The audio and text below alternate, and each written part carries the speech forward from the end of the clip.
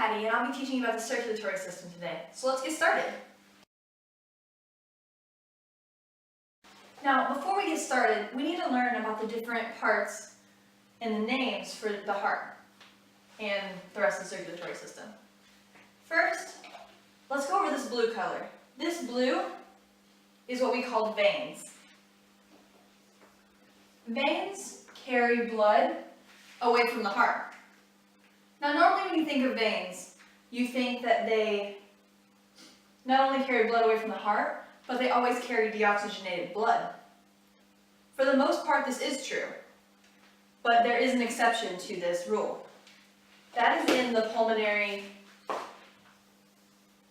area, which we will talk about more a little later.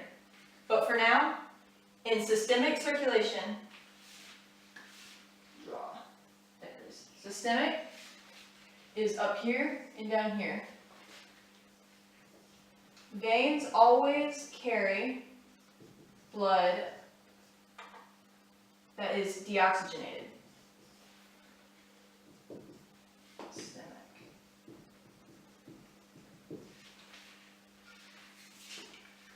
So veins are the blue and arteries are the red. Arteries carry blood towards the heart.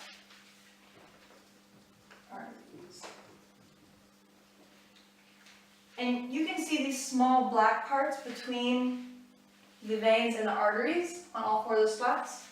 Those are our capillaries. Normally, capillaries are noted by the color purple, but in my drawing, they are noted by black. Now, to get started on the actual system.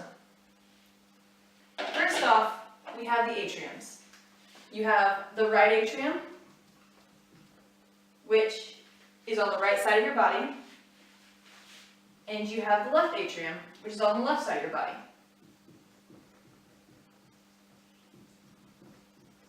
The right atrium flows through the tricuspid valve,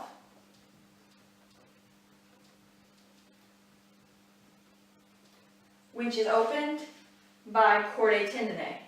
So there are tendons in here that attach to the valve called chordae tendineae.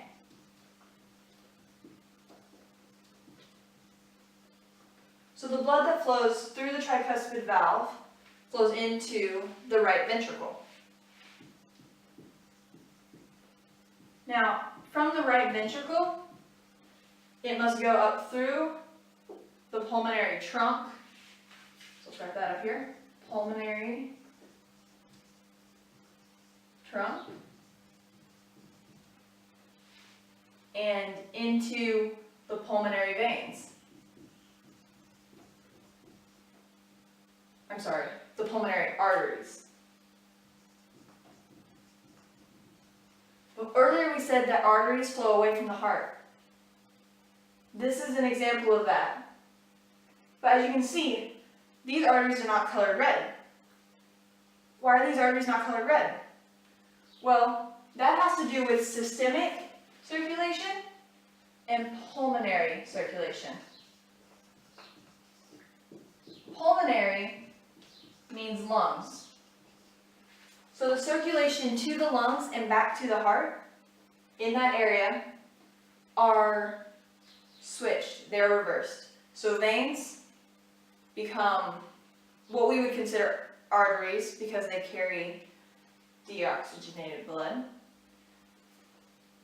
And the arteries become what most people would consider veins. So these two are our pulmonary arteries.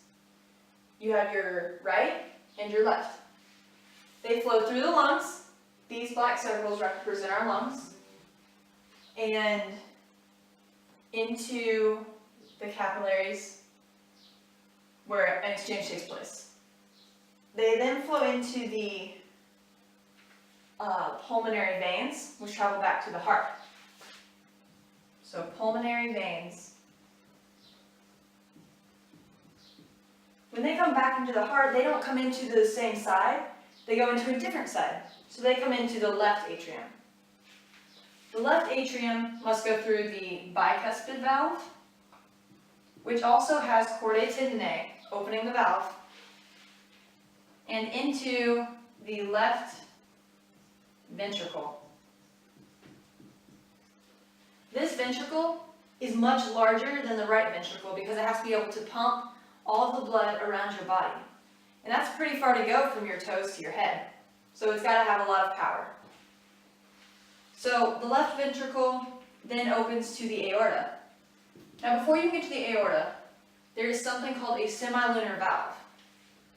This semilunar valve is on both sides.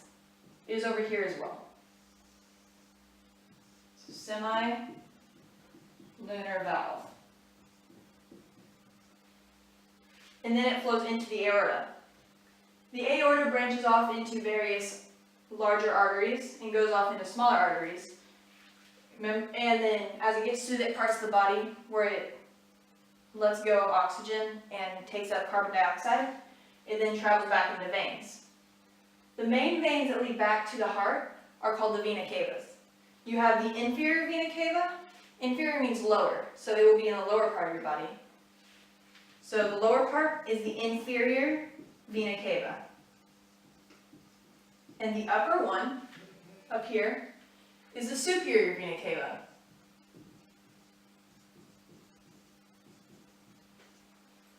So that is all the parts of the circulatory system. One more part though is this area right here between the left atrium and left ventricle and the right atrium and right ventricle is the interventricular septum. So let's write that in there. Interventricular septum. This part does not aid in the circulatory system, but you do not want your blood to transfer from the right ventricle to the left ventricle at any time. So this division here is very important. So now let's move on to how it circulates through the system. Now that we've gone over the names for the various parts, we can go over the process by which blood travels through the circulatory system. As we learned earlier, this is the inferior vena cava, while this is the superior vena cava. When blood travels from the arteries to the veins, they must go through the capillaries. In the capillaries is where the exchange of oxygen and CO2 takes place.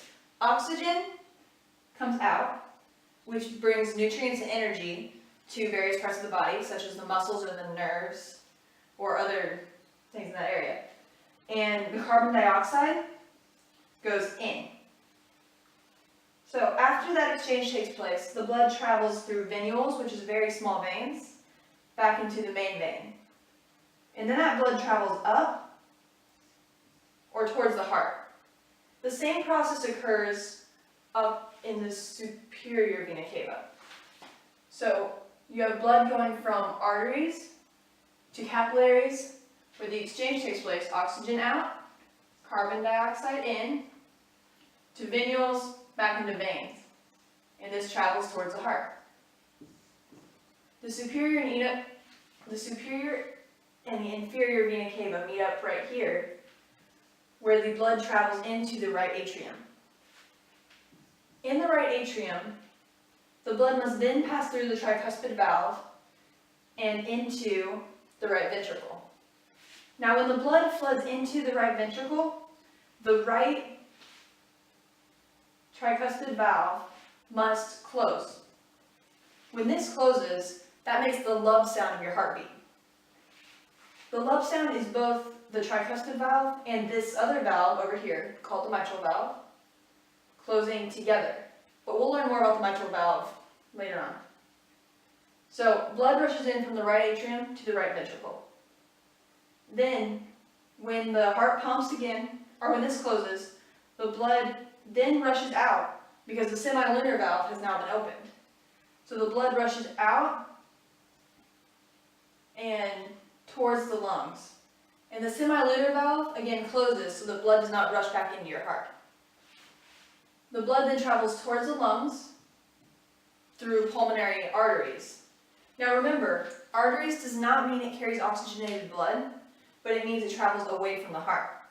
So here, this blood is not oxygenated, but it is going to the lungs to be oxygenated in pulmonary arteries.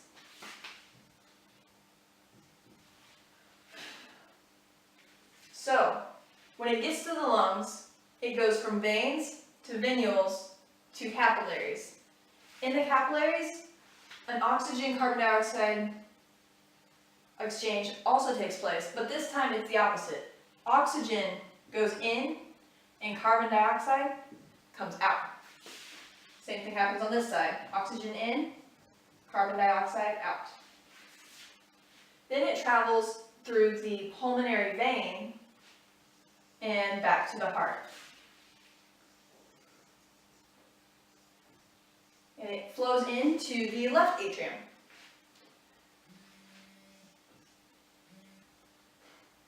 Now that the blood has flown into the left atrium, it will go through the mitral valve, or the bicuspid valve, and into the left ventricle.